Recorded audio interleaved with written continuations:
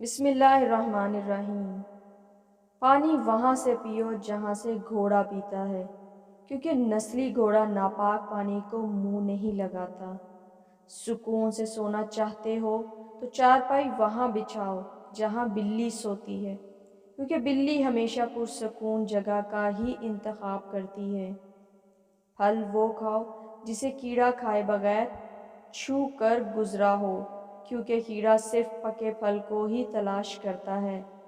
گھر اس جگہ بناؤ جہاں اژدہا دھوپ سیکنے کنڈلی مارتا ہو، کیونکہ اژدہا استراحت کے لیے صرف ایسی جگہ کا انتخاب کرتا ہے جو مضبوط اور پختہ ہونے کے ساتھ سردیوں میں گرم اور گرمیوں میں ٹھنڈی ہو۔